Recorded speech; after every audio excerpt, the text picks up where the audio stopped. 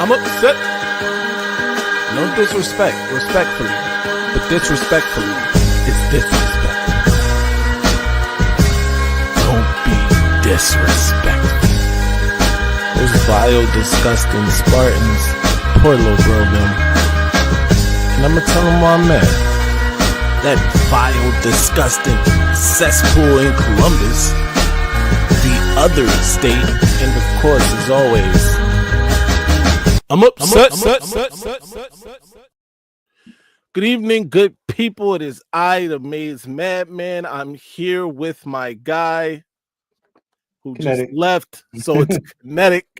The Maniac should be joining us here shortly. I don't know what's going on, but as you can see right here, you see that down there? Poor little bro Nim. Poor little bro Nim is doing poor little bro Nim things again. And we are here to talk. There he is. Here's my guy. Now, my guy. The Maniac. There we go. And we're talking about poor little bro Nim, of course, doing poor little bro Nim things. And they are under NCAA investigation. It is rumored that it is about recruiting violations during the Mel Tucker era. Here's my problem with it, though. First of all, I think Mel Tucker, I've said this before, I think Mel Tucker was railroaded. Now, granted, I ain't got no love for Mel Tucker, but at the same time, right, when all the things started to come out about him and the Tracy, I forget her last name. What's her last name? Or was Tracy her last name? Brenda Tracy, right? I believe that's her name. Brenda Tracy, when all the things started to come out, because she is an advocate for essay, especially on college campuses and stuff like that. She was a victim herself. And, you know, at first when the news came out, you're like, yo, this creep is out here obviously doing these things against this lady who is an advocate for this community. But then we started to see the text messages and the text exchanges between the two. And it was more of a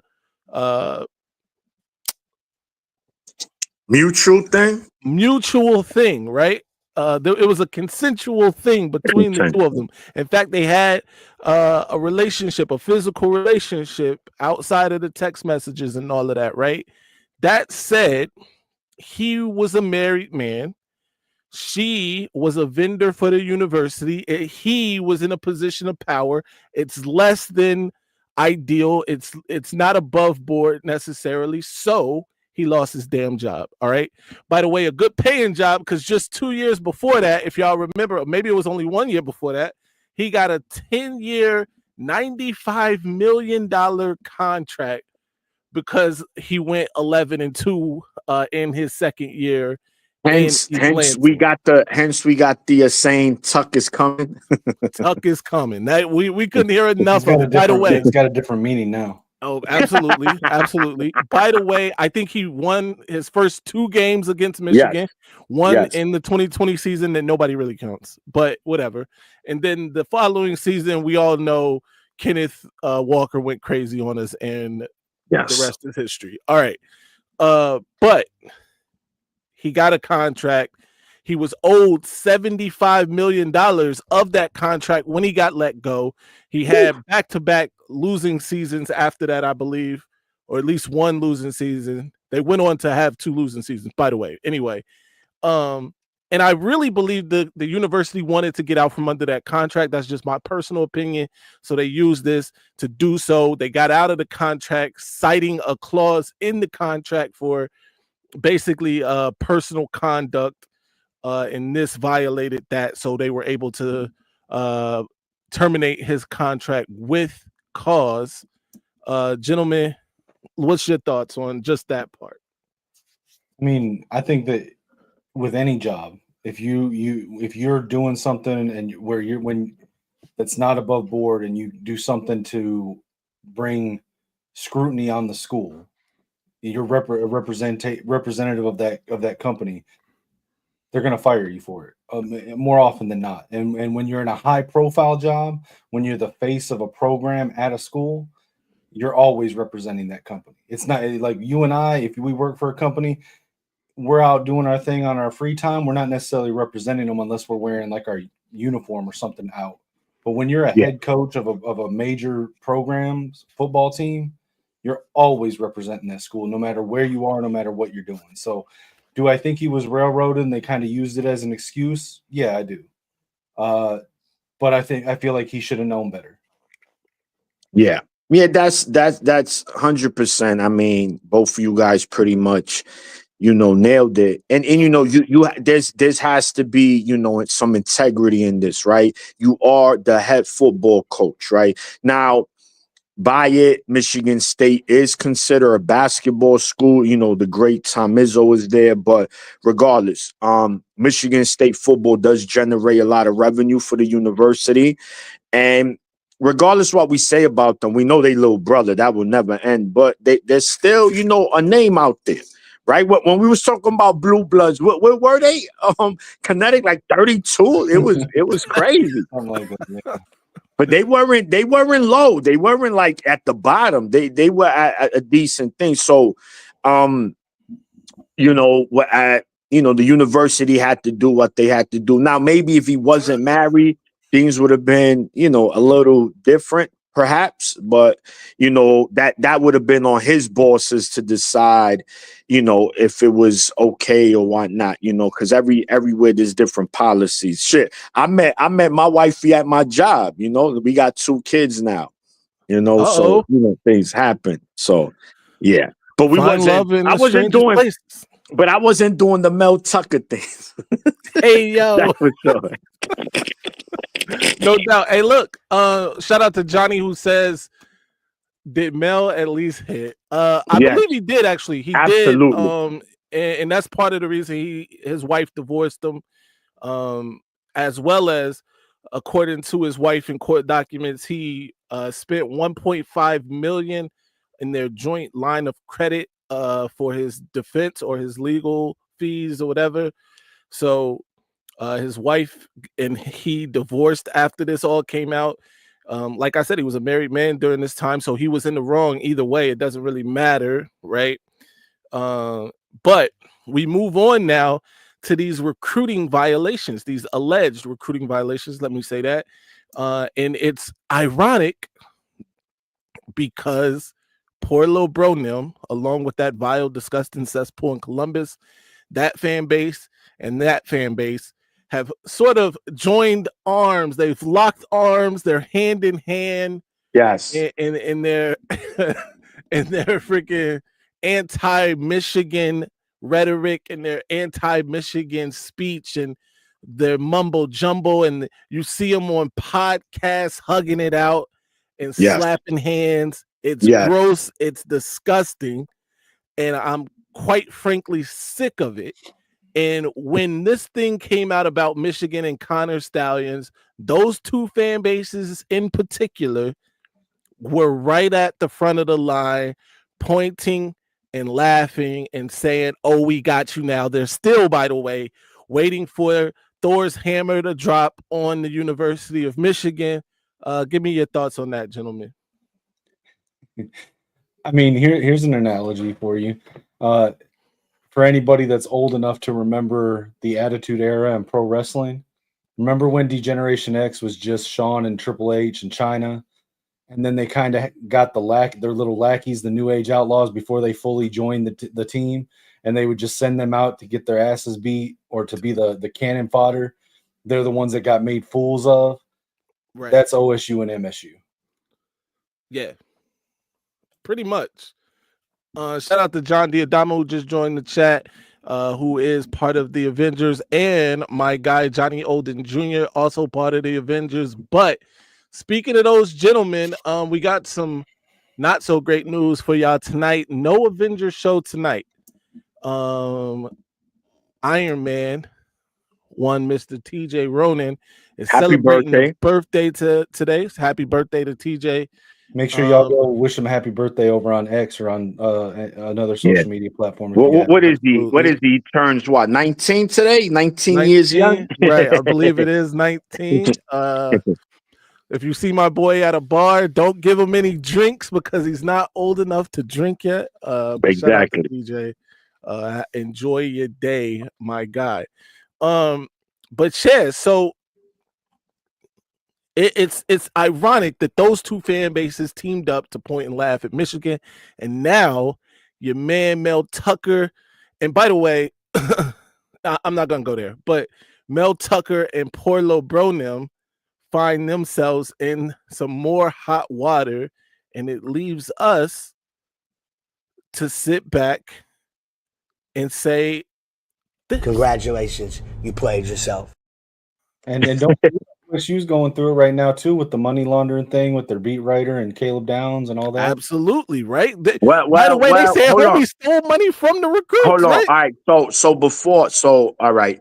It's funny I mentioned it. I know Johnny on Saturday, he did another live, and apparently that was debunked. Garrison ran in there. You would think he part of the Olympic team the way he ran in that chat to defend that.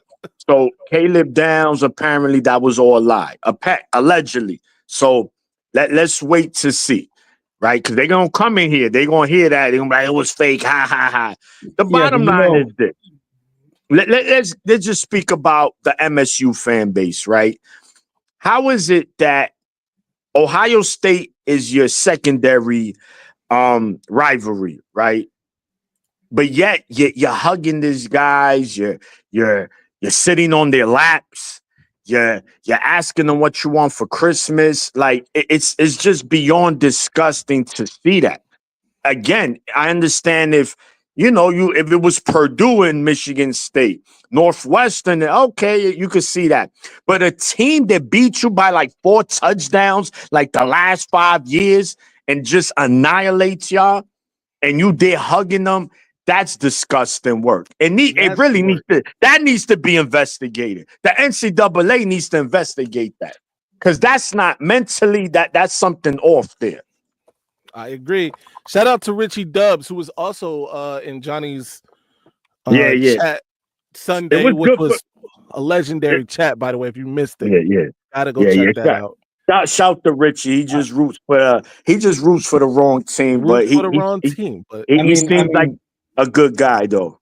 Can we talk about the irony though of MSU and OSU fans about both of those issues coming out and saying, guys, can we wait till the facts come out before we ridicule it? Can we talk about the absolute irony there? Because did they wait even a moment to let the facts come out with the Connor Stallion stuff? And we ain't waiting for nothing. All right, this is our time. We gonna point and laugh at Shaw, and we hope it sticks. Let me ask because we need it to. Well, it's just like what I said when they were coming on, wanting that validation for the championship after they won it. And I was like, listen, for the last year, y'all did everything you could to try to invalidate our championship win. And now you want us to agree that yours is legit? Nah. All right, let me ask this, though. Did Spiro break that for Michigan State? Was he on top of that? Is he giving NCAA information regarding that Michigan State stuff? Right. I'm just asking because this is why he's doing with Michigan. I did see that he was trying to say that they self-reported. There we go. And so that, it's better. That's better than what Michigan's going through because they self-reported. Yeah. Okay. But, whatever. So basically, and I know Ohio State does this a lot. The other state does this a lot where they self-report violations, but they just keep committing the same violations, right? So self-reporting isn't working the way that it was intended to work, bro. If you just go out let and someone know you stole from them doesn't thing. mean that you're now absolved of the punishment of stealing. Right. That's a fact. Like we gotta, especially when you keep stealing from them. Shout out to my guy Blue Wolverine. Blue Wolverine, what up, champ? Warwarski is in the chat. Shout out to Warwarski. Marmiski, what did he see? My man Mar, we gonna see him over there. I keep saying Michigan is innocent until proven guilty. By the way, let's dive in a little bit, gentlemen. Speaking of being innocent until proven guilty, now I get it. The NCAA is not the court of law, so it is a little different there. It's not the same, if you will. But what will it take for you? What do you have to see for it to be like, okay, Michigan deserves some punishment. Michigan deserves the punishment that the NCAA is talking about, that Ohio State is talking about, that the Michigan State fans are talking about. What will you have to see for that to be the case, if you will? Go ahead, Kinetic. I mean, listen, I'm not saying that they shouldn't get punished for the rule that they broke if it's determined that it was broken. Because, like I said on the show before, what Connor did was look at a rule that was written in a vague way and operated in a way that he felt was inside the bounds of that vague writing. The NCAA looked at it and said it's outside the bounds, and that's what the court's going to determine when it goes to court. Right. If determined that the NCAA was right, fine, give us the punishment. But here's the thing: it's a financial rule. It is not a on-the-field competition rule. There was no cheating involved with it. There's not going to be any kind of punishment for vacated games or anything like that. It'll be a punishment that is in line with financial infractions, which is likely going to be fines, maybe a suspension, maybe a loss of scholarships, but it's going to be on the financial side. It's not a game rule that was broken. It's not something that was done to gain an advantage, because there's other things that are perfectly legal to do along the same vein that give you a much bigger advantage on the field. So apparently this thing is a little deeper than just the kind of stallions, right? Apparently as well, the Blake Corum LLC, there's some question marks regarding that. I don't know the specifics, but you could go to that interview with Spiro was on the butt. That's what I'm saying. Y'all gotta watch that episode so y'all can see what's going on and just see the disgust of love of the hugging. But the reality is this. It sounds like, look, we know Michigan broke some kind of rule, right? My biggest thing, what I've been yelling and breaking tables over is they say Michigan cheated by gaining an unfair advantage. My thing is prove that.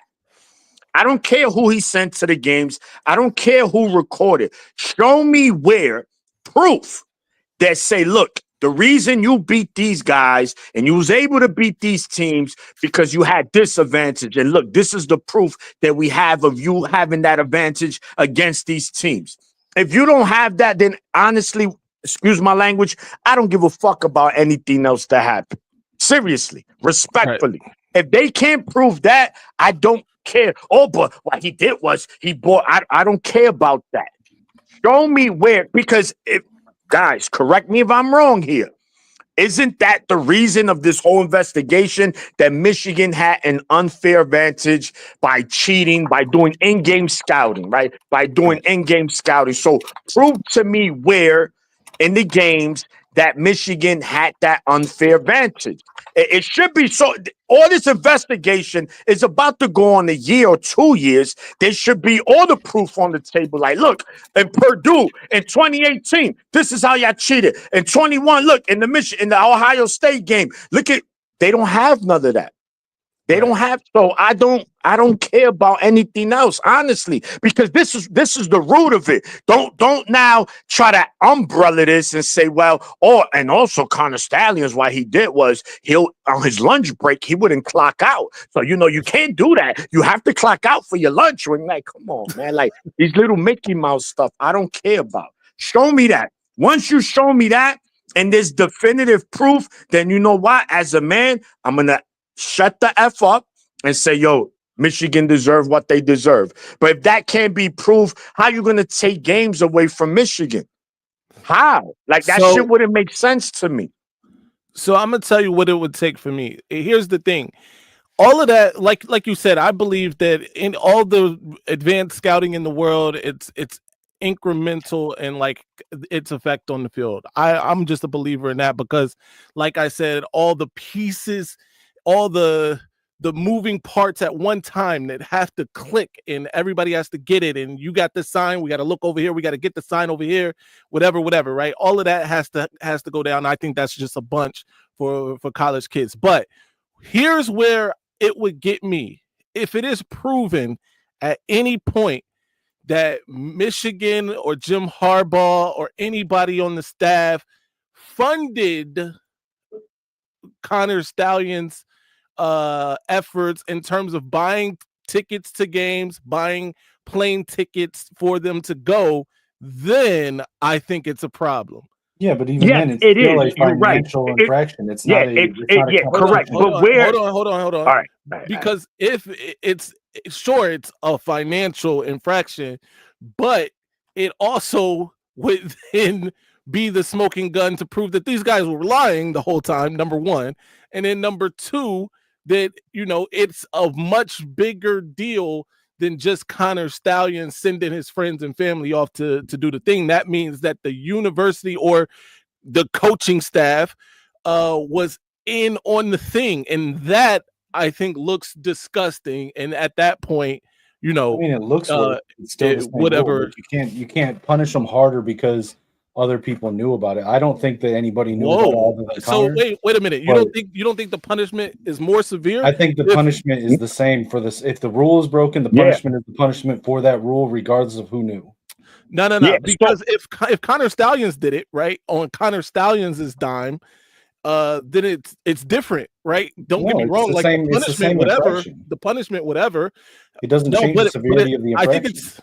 I think it's a little different if for instance Jim Harbaugh was funding the operation. All right, we'll punish Jim Harbaugh. But as far as punishing the school, the infraction, the punishment should be the same. What planet do you live on where you think that okay, forget what planet you live on. Where in the history of NCAA suspensions or whatever has a head coach at that, been proven to be wrong for something, and they say we ain't gonna punish the school though, we're just gonna get this guy? Well, no, they can punish the school, but I'm saying you don't change the size of the punishment to the school just because a former head coach knew about it.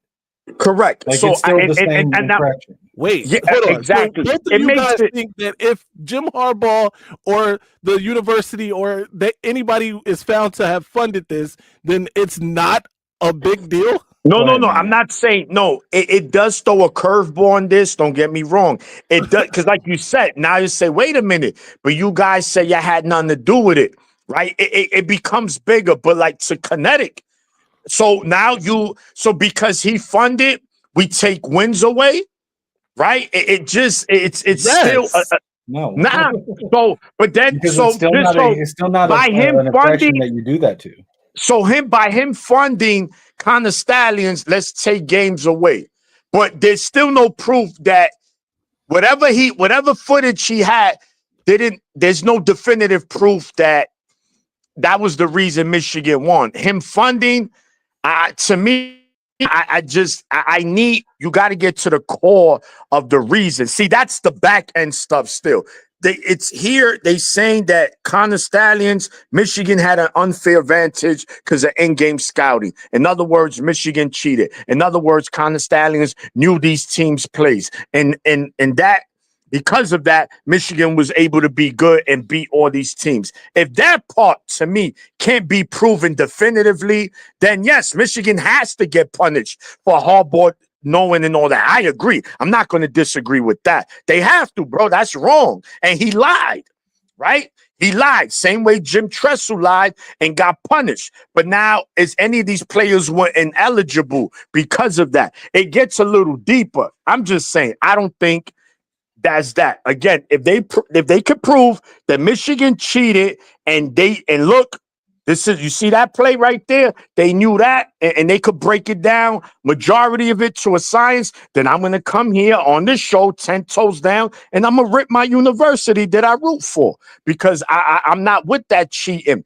I'm just saying with what the NCAA is accusing Michigan of. Now, there's a lot of back end stuff going on. There's now, like I said before, from what I'm hearing now, there's more stuff on the table, and that there's a lot of that they know who fund Connor Stallions, in fact.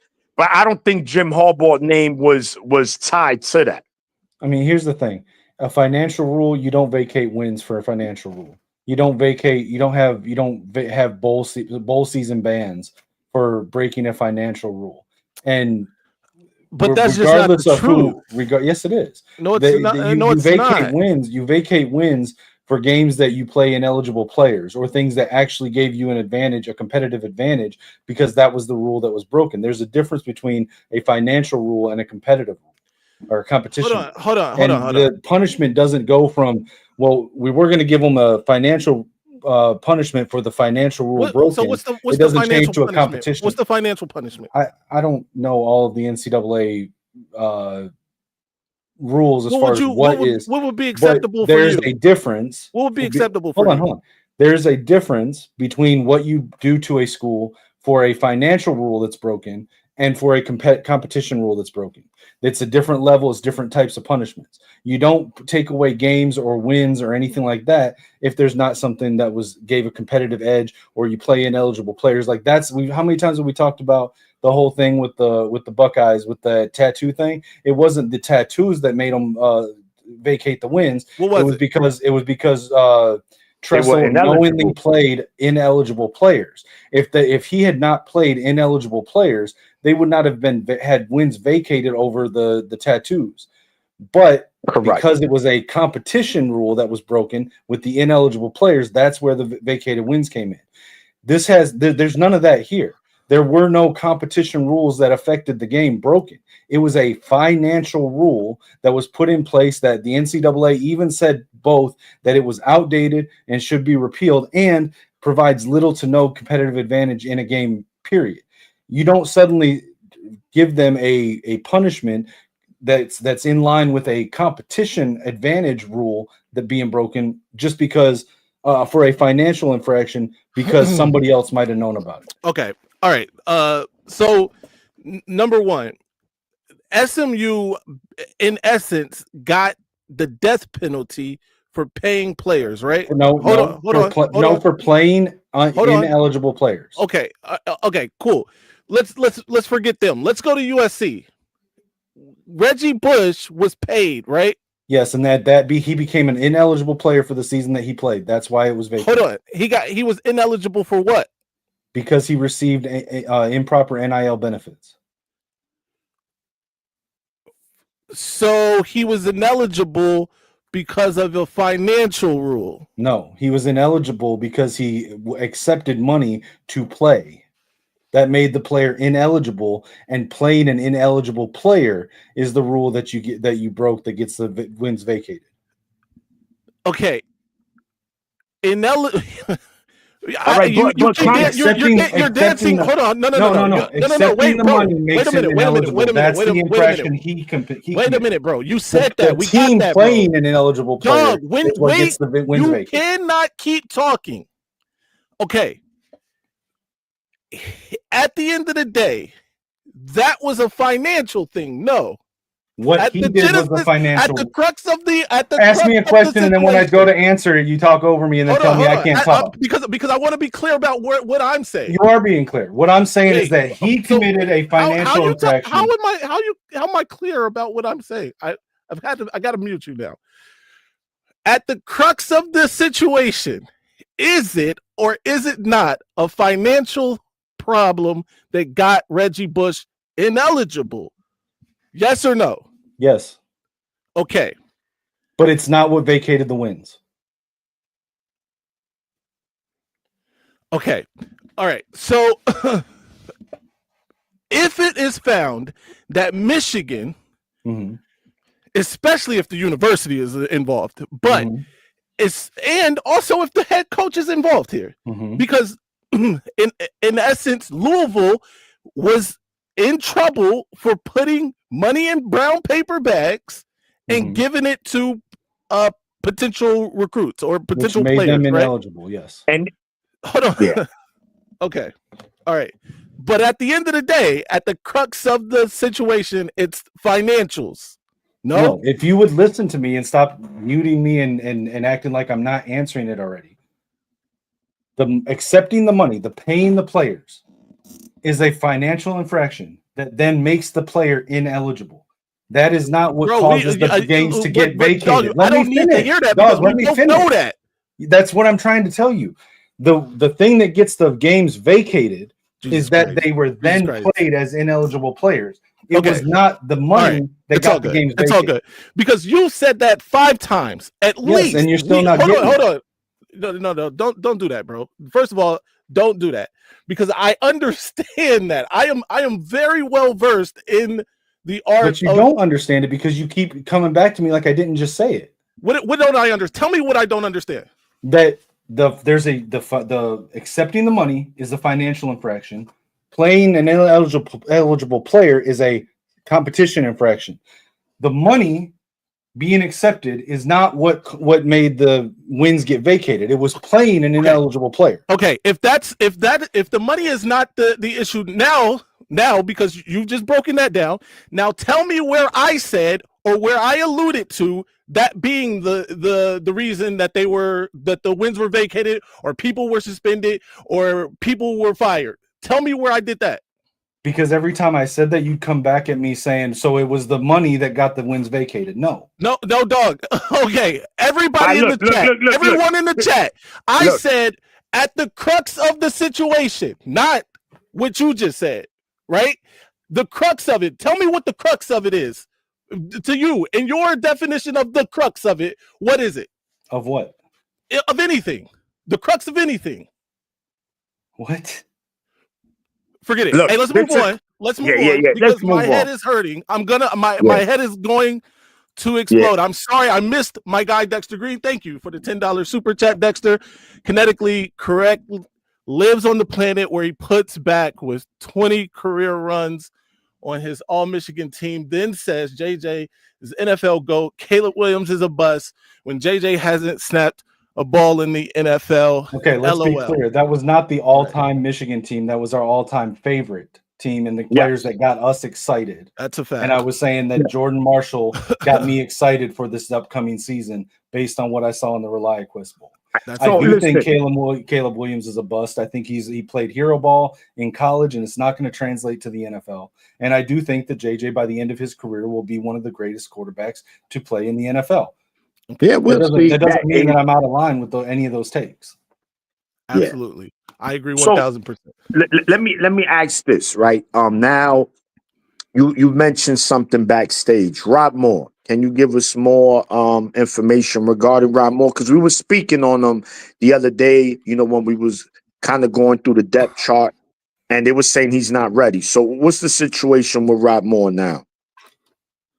Basically, we've gotten some positive news. The first really good bit of positive news that he is actually doing things, right?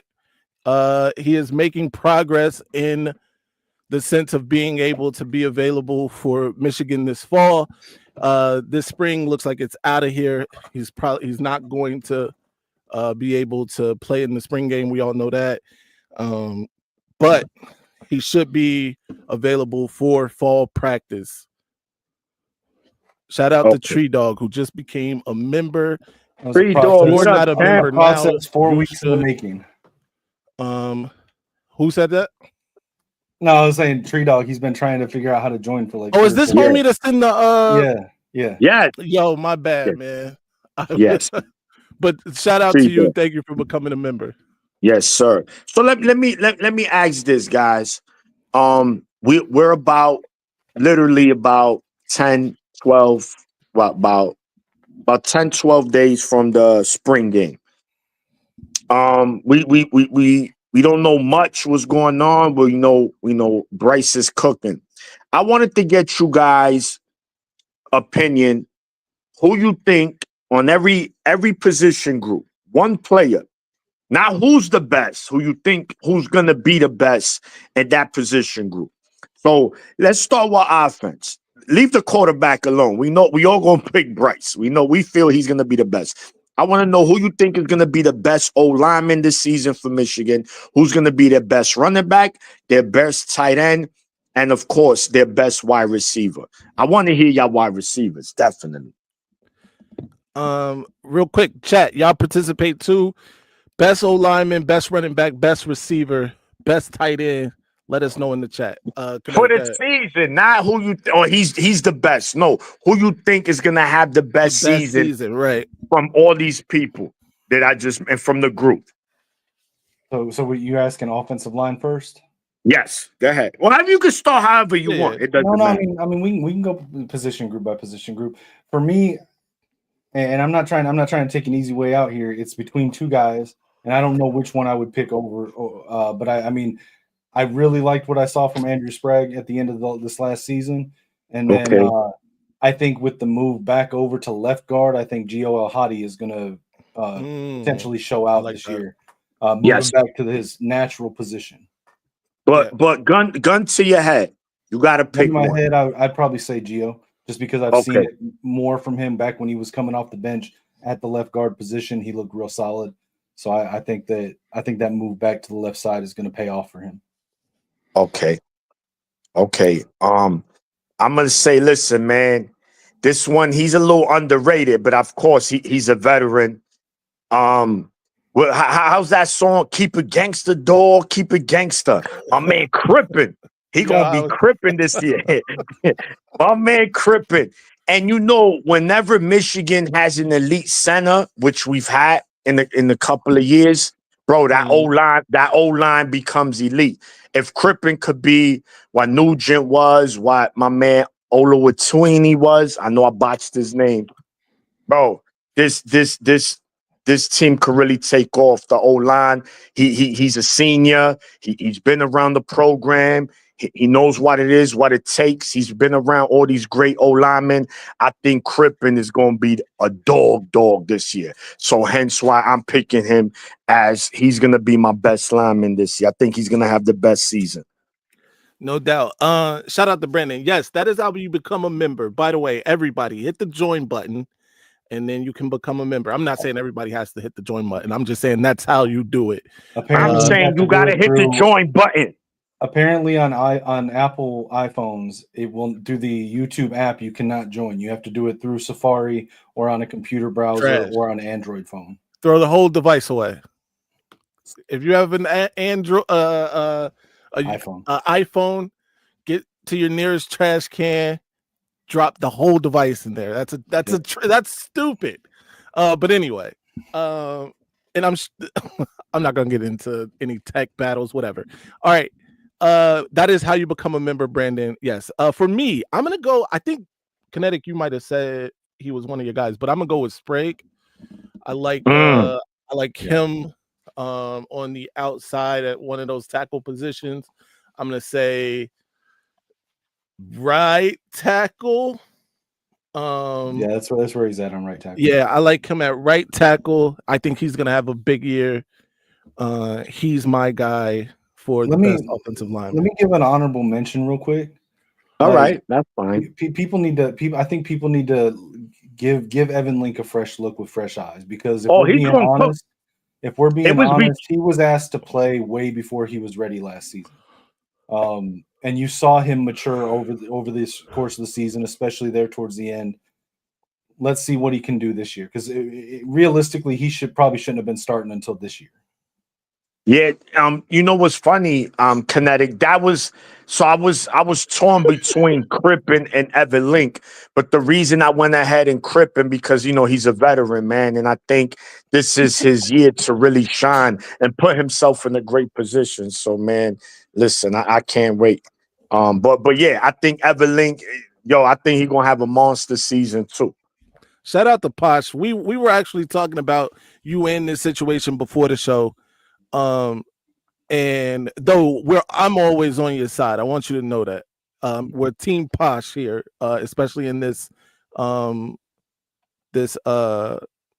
against Spiro. I did think I will be the first to admit I did think he had a right to defend himself and whatever, but we are always Team Posh. Yeah, he tried to come at me because I defended Doreen on there. Spiro. Yeah, all right. Yeah. Wow. All right. Okay. Don't worry. All right. Yeah, moving along, man. Running backs. This is going to be a good one. No doubt.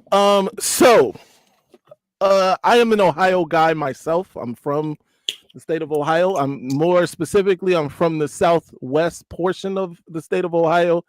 There is a Mr. Ohio from the southwest portion of the state of Ohio on the roster. Mhm. We saw him in the ReliaQuest Bowl fall forward every time. And that is one Mr. Jordan Marshall. So even though I think that Justice Haynes, I stand by Justice Haynes is a bit more explosive in terms of his home run capability. I think I stand by that.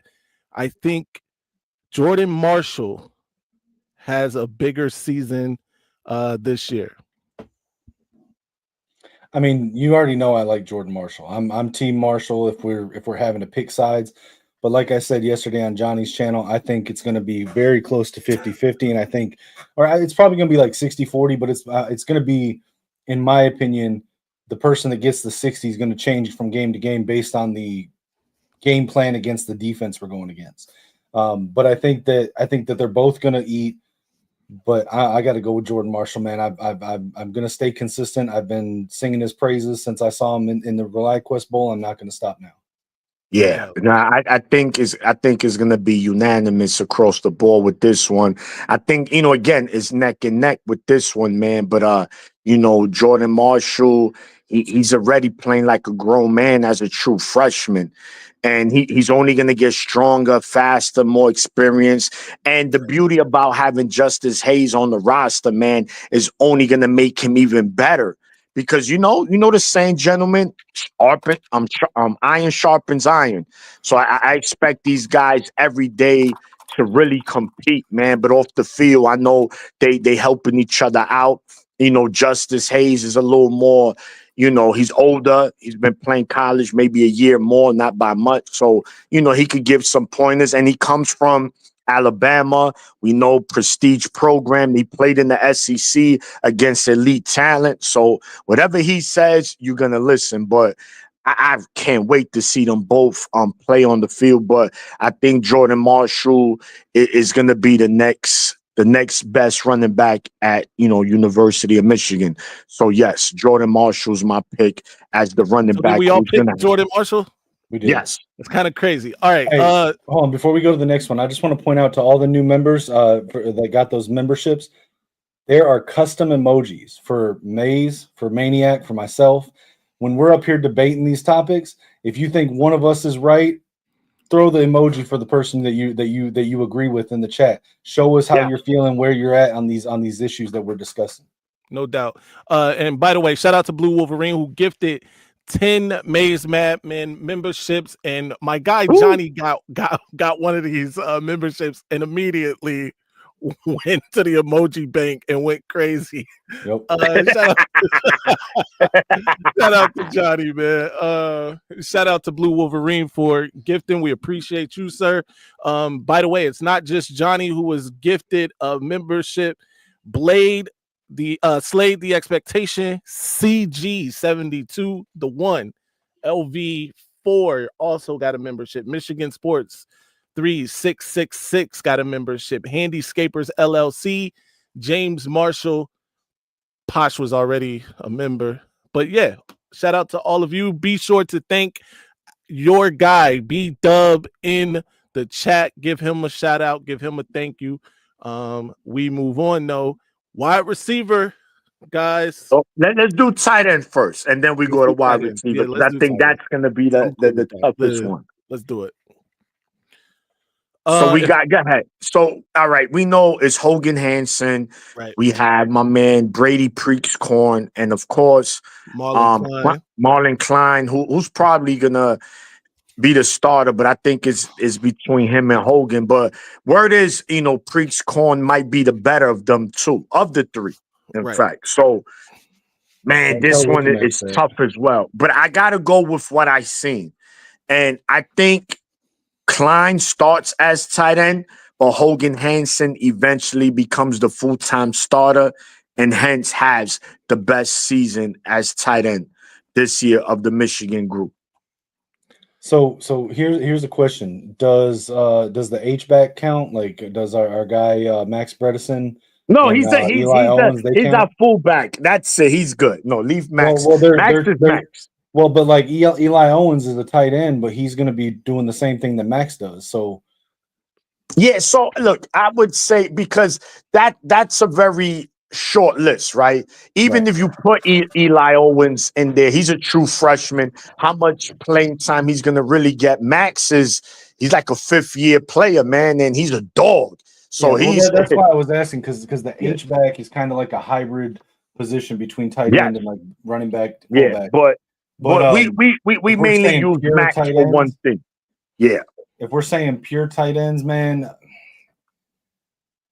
I'm hesitant with this pick because it's kind of like still, looking for that potential, but got to go with Marlon Klein for me because if he okay, actually steps into his potential, he can be, up there with the best tight ends we've had. But Right. it's one of those things where it's like every year we're waiting for him to show, and we've seen flashes of it, but it's got to be yeah. consistent. So No I'm doubt. gonna go with the potential there. And you went with I went Hogan Hansen. okay. So we got a Hogan Hansen and we got I'm sorry, Kinetic, you chose Marlon Klein. Marlon Marlon. Klein. Yeah, I think he's gonna have more opportunities probably. I'm gonna go with Hogan Hansen too, actually, because I think he's set up to be this season anyway, the guy, the next young guy. I like Priestcorn. I think Priestcorn he had an injury last year that kind of Yeah, took him out, and the Hogan Hansen Ohio kind of State stepped game. up. Right. Mitch Max does not like Priestcorn though, so Yeah. No doubt. I'm a Priestcorn fan. He's one of the guys I remember during his recruitment. I did a bunch of videos on Priestcorn. I'm a fan of his, but I think Hogan Hansen's set up to be the guy. And I think Hogan Hansen and even to a point Brady Priestcorn right now are the more polished tight ends than Marlon Klein. I think Marlon Yes. Klein has a higher ceiling if he's able to live up to the potential. Right. Yes. So, Good analysis there. I respect that. Yeah. Right. But the good thing is the beauty is that we have talent there. And so that's the good thing. Absolutely. Yeah, no doubt. but I do want to shout out. I think Max Bredesen is going to have a phenomenal senior year for what he does. I know. Oh no, Max is a dog, man. He's bro. We lucky to have him. Shout out my guy I think- Juju. Hydrate with Henny. He's right. I That's think my Bredesen shit. is going to go out there, man, and he's going to be like, "This is my final year. This is my senior year. I'm going all out every game." I think he's just going to be having fun and doing what he does. No, he's gonna be putting dudes on they ass. And hopefully Chip Lindsey ain't gonna have Max Bredesen lining up at the X and then motioning over across the field for like wheel routes and whatnot. Come on now. No doubt. Antoine said it's going to be Hogan Hansen because he's more of a complete tight end. He can block and catch. I see no lies. Shout out to that. Chip loves to put tight ends in slot. Be interesting to see how much Morgan or Simpson we see. Okay. Yeah. Okay. That. All right. Maniac.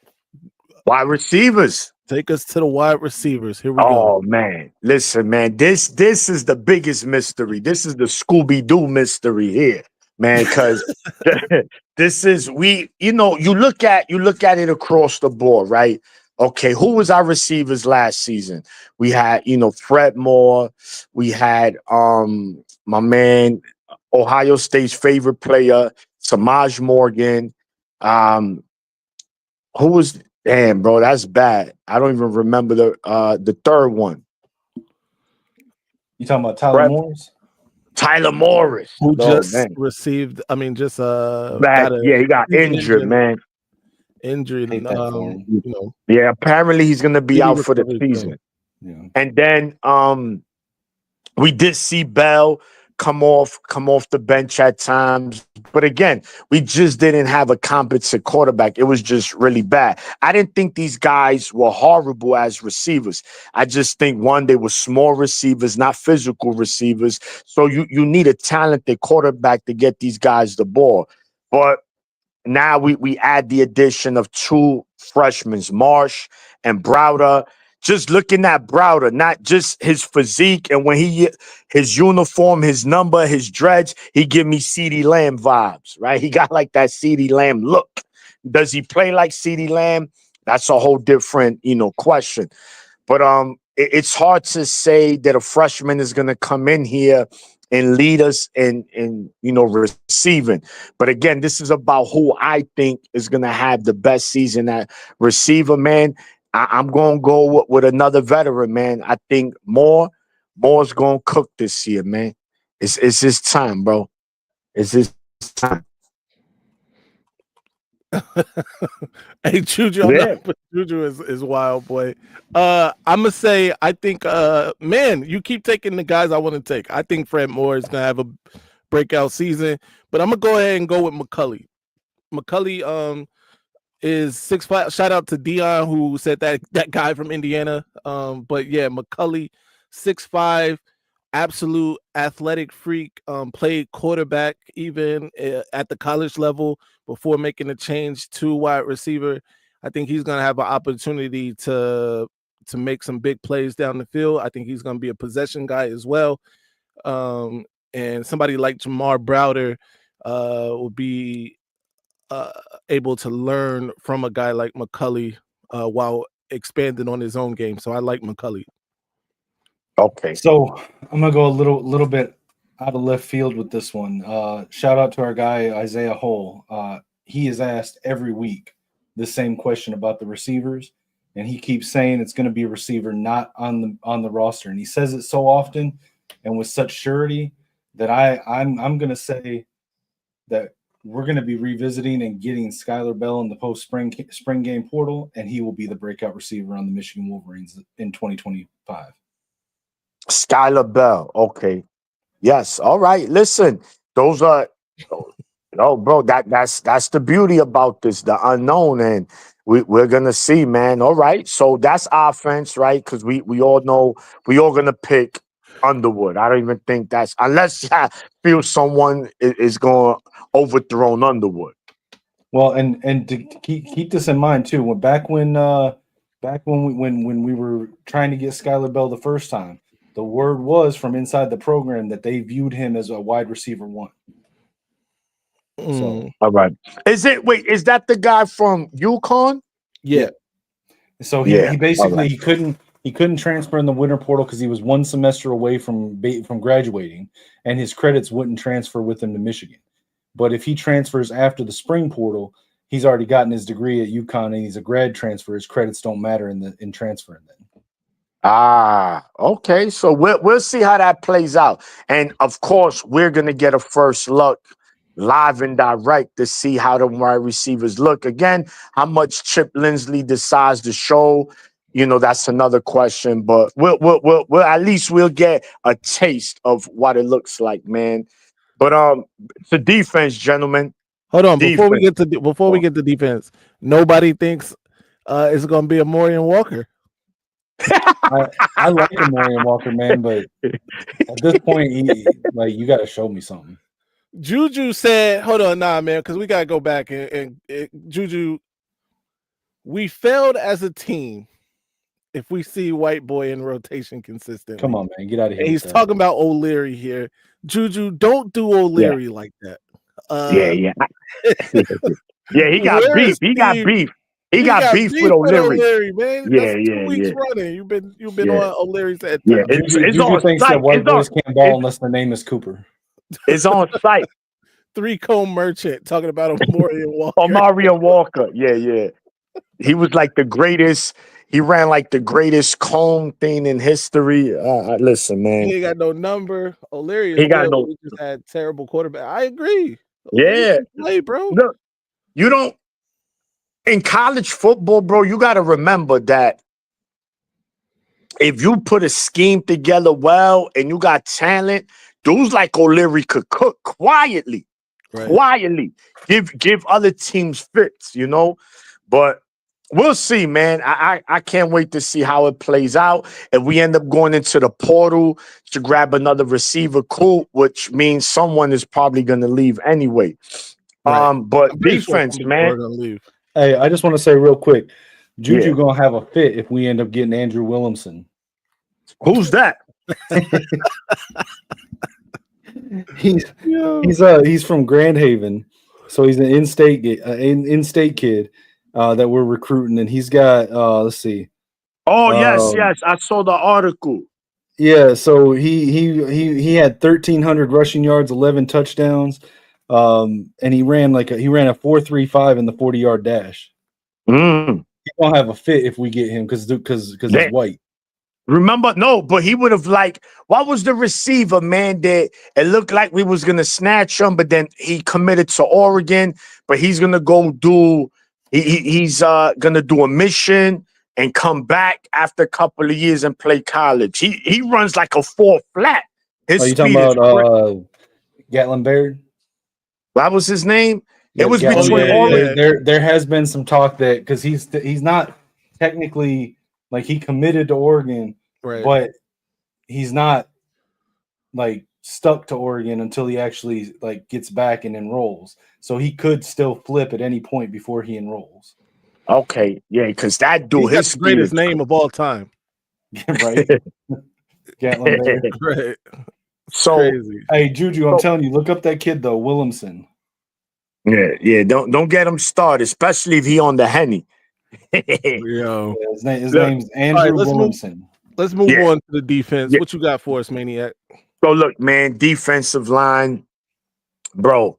Derek Moore is gonna be a man child out there, man. He's gonna be so disrespectful this year, man.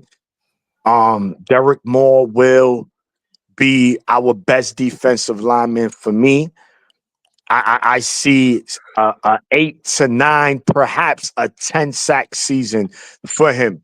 And even if he's not sacking the quarterback, he's making the quarterback run out the pocket and set up a sack for someone else or bad throws. He's just going to be a menace out there. And if you got to double team him, then it's all over because the rest of our D-line is going to eat. But I'm going with Derek Moore on the D-line for Michigan. No doubt. Defensive line for you, Kinetic. For me, man, I'm gonna go with I think it's gotta be TJ Guy. And this isn't taking anything away from Derek Moore, but from what I've seen from Derek Moore in the past years, he's great at setting the edge, as sort of controlling the play where the runner's going and funneling them where we want them to go. And I think he's going to be great at that. He's going to have an impact on nearly every play. But I think as far as the flashy, the sacks, the tackles for loss, the getting into the backfield, what was that I think it was the Ohio State game where TJ Guy almost leaped over the line and got a tackle for loss on one of the outside run plays. Didn't quite make it there, but almost did. I'm TJ Guy, man. I think he's going to be that dude this year. Yeah, I'm gonna go with earlier in the season.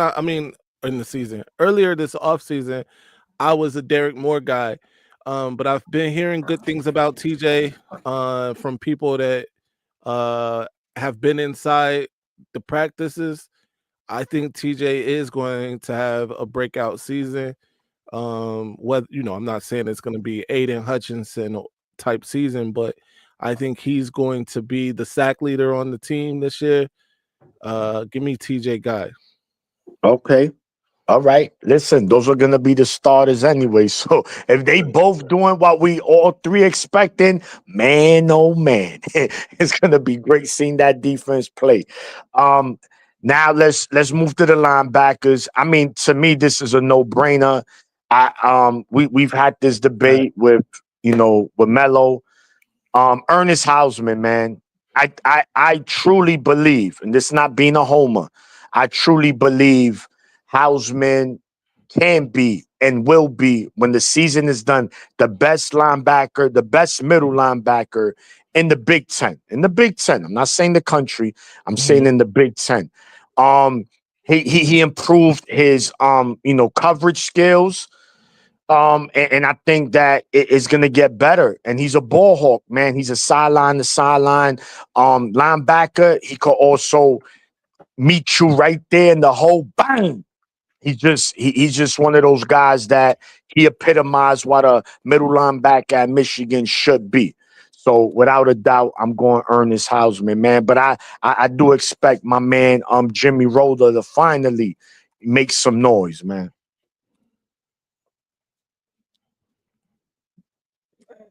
As far as linebacker goes, I mean, I think it's Jayshawn Barham.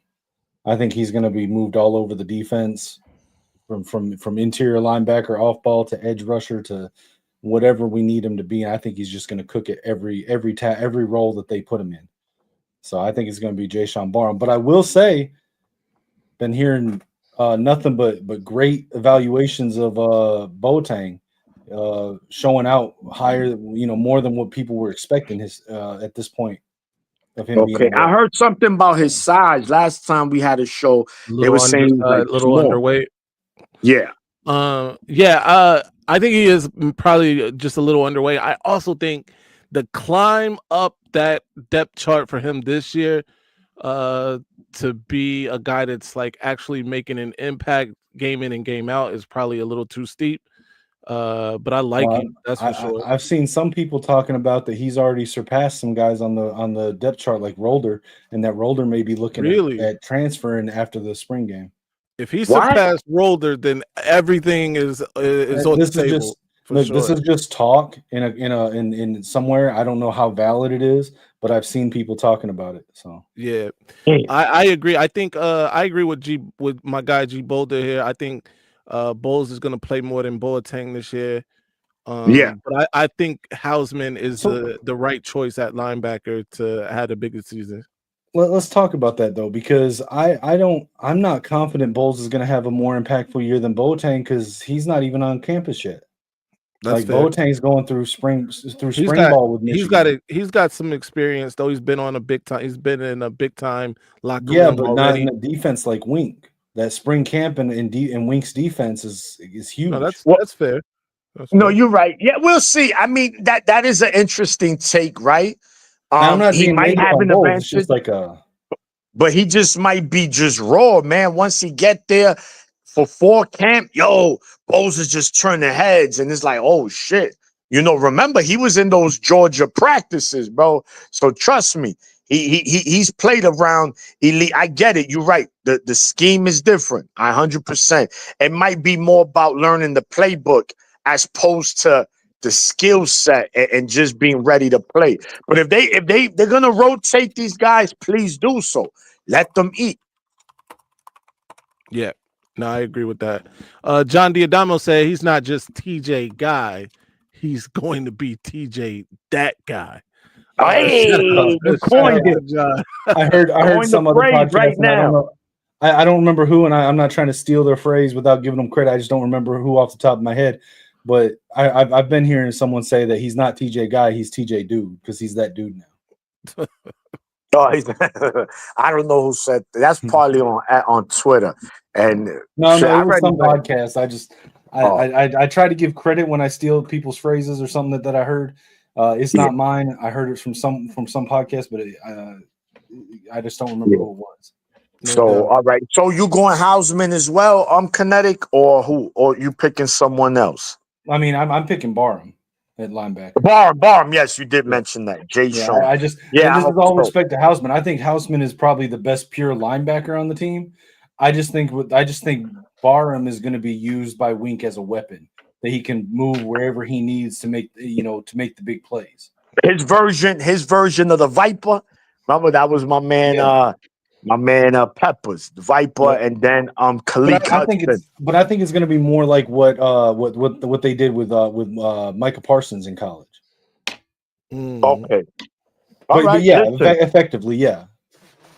Whatever it works, man. If that's gonna, it's just so much talent. If you got all this talent, you got to find a way to keep it on the field. And again, scheming them to be playmakers. That's what coach is supposed to do. That's part of the job.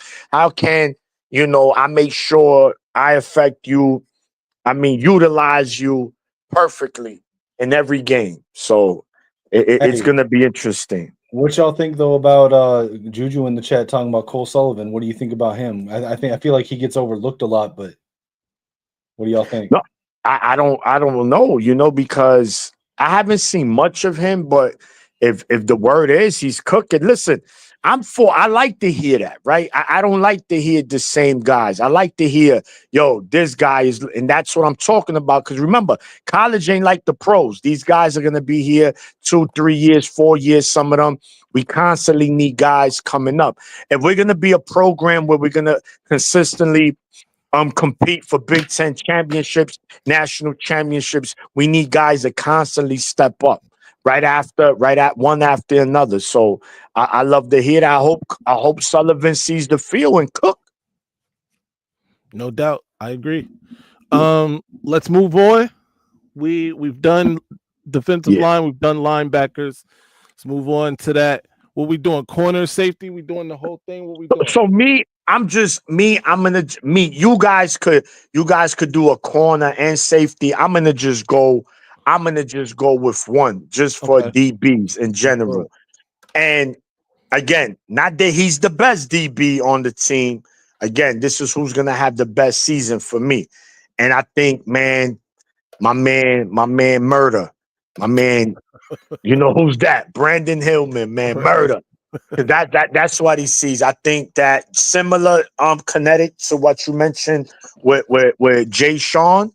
I could see the same thing with Hillman. I think Wink knows that he's a killer. He's a heat-seeking missile, so he's going to utilize him in many ways. And I think that's if he's not making a play on defense, he's setting someone else up to make a play. So I'm going to go with Hillman. For me, he's going to have the best season of the DBs. I mean, I agree. I think I got to go with Hitman Hillman, man. And I think, we always every week and on all the shows, we always talk about who's going to play nickel, who's going to play the nickel. I don't think it's going to be one person. I think it's going to be kind of nickel by committee, depending on the coverage being called. Because we got like 3 or 4 different guys that can all play nickel, but are very different in their skill sets. So, like, if you need someone to be in run support, that's a different guy. If you need a nickel to be in coverage on that play, that's a different guy. If you need a guy to blitz from the nickel position or to be that viper, that's a different guy. So I think you're going to see Hillman used, like you said, as that just moving all over. I could see him getting time in linebacker on certain packages, especially if we're rotating Barham down to the edge or something like that. I could see Hillman cheating down into the box. So I think you're going to see him. They're both going to be used like that. I think Barham's going to be linebacker, defensive end, edge style versatility. Or Hillman, you're going to have that like heat-seeking missile support, run support style safety in the nickel position that can also cover. But I also want to give a shout out to Sugar Hill, man. He turned it on towards the end of the season. So I mean, he locked down Jeremiah Smith outside of one play where he got pushed. He did get pushed. I think he was in position a lot during the season. It's just about, like, in that Washington game, for instance, he's like real sticky. Obviously the ball kind of got over his shoulder or whatever, but I think he puts himself in position to make plays, or he put himself in position to make plays last year. This year with that much more experience, I think he actually makes those plays this year, talking about Sugar Hill. But that said, I'm gonna actually surprise some people. I think because I think we all like Hitman Hillman. We think he's a heat-seeking missile out there. He's definitely putting people in the infirmary. We saw him what he did in that. he's a monster, bro. I don't ever want to celebrate somebody getting injured, right? But we really owe that Ohio State game to the hit that what was hit. It was Makari Page. But Hitman was making hits like that same type of style all year. What was that? Wasn't one Indiana. of the games he put like 50 guys out on the sideline? Indiana, he murdered a guy, 2 dudes on Indiana. You're right, bro. And one of the guys from Oregon hit a liver or something. I'm sure of it. Yeah, that kind of hit, man. It can affect the entire game. Problem. But I'm gonna shock people. I'm gonna go with a freshman. I think Shamari Earls is actually him. I agree. Yeah, I think Shamari Earls. First of all, they're talking about him being, and this is blasphemous. I understand it. It's early, and people are excited. Some people are saying he's better than Will Johnson. or has the potential to be better Okay. than Will Potential. Johnson. I like that word much better. The- Potential. Okay. Will Let's not say Johnson, that he is. yeah, Let's yeah, not yeah. say We he can't we is. can't say he's better than Will. I mean, Yeah. Will is him. But Yes, he Shamari is him. Earl is, Yeah. I think, going to be an actual shutdown corner in college football. And the things that a person like Wink Martindale will be able to do with the defense, if he has a corner that he doesn't have to worry about. If he got a guy, like Will was supposed to be this year, sans the injuries, right? If he has a guy that is just like, okay, that dude over there is cool, and we can do all these other things, these magic tricks with the other 10 players on defense, I think that's super dangerous with somebody like Wink Martindale. And I noticed he's got to pay some dues. It's guys ahead of him. Sugar Hill, we just spoke about, who I think, like, Kinetic brought up, is put himself in position. I think he's gonna make plays this year. My guy Zeke Berry absolutely showed up in some big spots for Michigan last year. He flashed. But in terms of just a raw talent, just an absolute beast at the position, I think he has the opportunity to be better than them, and might be better than them, both of those guys, before the end of the season. Yeah, I think he's definitely going to be the guy. I just think he's going to get minutes, but I don't think he's going to get like the meaningful starter minutes over Jair Hill, Zeke Berry, JoJo Edmonds, like those guys. I just think there's so many good guys ahead of him. Yeah, you're right, because Josiah Edmond, I'm also hearing, is doing phenomenal things in practice. And so it's like I think Earls is going to be great, but he's got all those guys in front of him. Yeah. Well, we'll see. Because remember, Will Johnson's freshman season, right? The 22 season. Right. It was DJ Turner and my man, who was the other Green? Jamon Green? Green. Yeah. Green and Turner. But we seen Will like in every game. Right. By the end of the season, I think he had replaced Green as the starter. I think Earls is going to get a lot of rotation minutes. I just don't think you're going to see him start. Yeah, Will did. He ended up being the starter as the season progressed, because he was the corner. He started against TCU. But I don't want to bring that game up, because and then I give my man Madman bad memories of DJ Turner. Bro, DJ Turner, what was that angle? I'm dead. Man? I want his family dead. I want his house burnt to the ground. I want to go to the middle of the night. I want to piss on his head. I wanted to piss on his head. Want the bro, man. Get the Listen, guillotine. I like bro. DJ Turner, man. Although in the pros, he's kind of struggling a little bit, but I like DJ Turner. I mean, he's still got to start. That angle was nasty work. Yeah, man. bro. It was 2 plays, bro. 2 plays that killed us. That he was just jumping for ankles, bro. Like, what are you doing? Crazy. Especially that last one, bro. That was a huge. Like, Michigan just scored a touchdown. The momentum is like 3rd and 4. He's right in position, bro. Right there. All you got he said, "Let me jump. Let me jump." And bro, forget it. The rest is history. No doubt, man. So, gentlemen, if you are good, I'm good. We good. Okay, just a quick reminder to everybody who's expecting an Avengers show tonight. Unfortunately, no Avengers show tonight. We will make it up. TJ is out celebrating his birthday. He just turned 19. His mom gave him the keys to the car. Yes. So he's out on the town. He's celebrating. Shout out to TJ. Happy birthday to TJ. He's in Chuck E. Cheese right now. John and JOJ both were in the chat here. No Avengers show tonight, but we will make that up. But Maniac, tell the people what you got going on, where they can find you.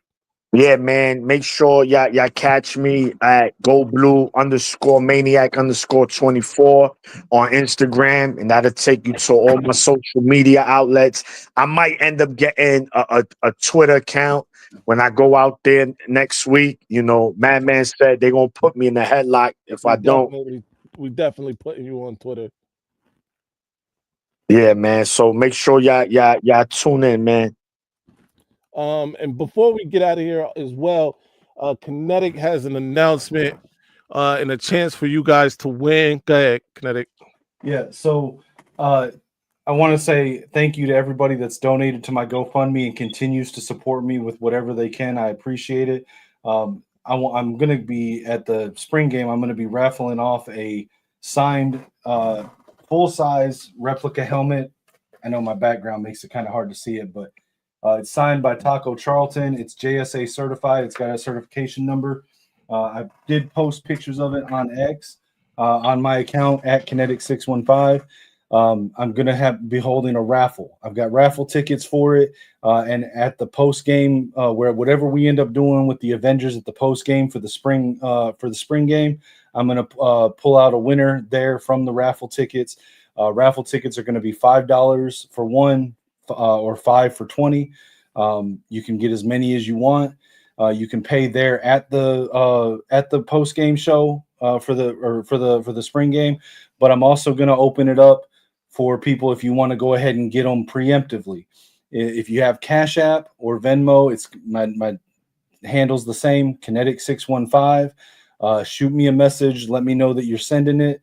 And I'll write your name down on the tickets for every $5, or for 20, you'll get 5 tickets. And the drawing will be held at the spring game for the helmet. The helmet, I've had it looked at a couple times. It's valued about $200 to $250. So $5 can get you a chance to win it. And it is signed. There's 2 signatures. There's on the helmet where it's signed by Taco with his number and hail to the victors. The box is in okay condition. The box also has a signature. So there's actually 2 signatures that come along with it. The helmet's in great condition. The box it's there.